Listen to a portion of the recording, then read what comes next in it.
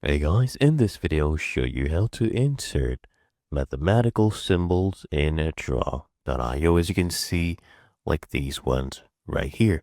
That's very easy. So you just basically use latex and ASCII symbols.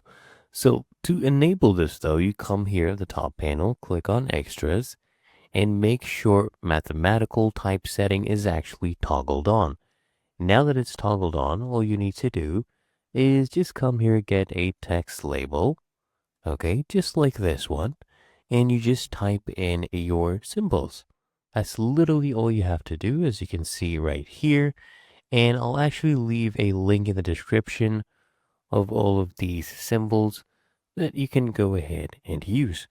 But otherwise, that's all you have to do, as you can see, and that is how you insert mathematical symbols in draw.io.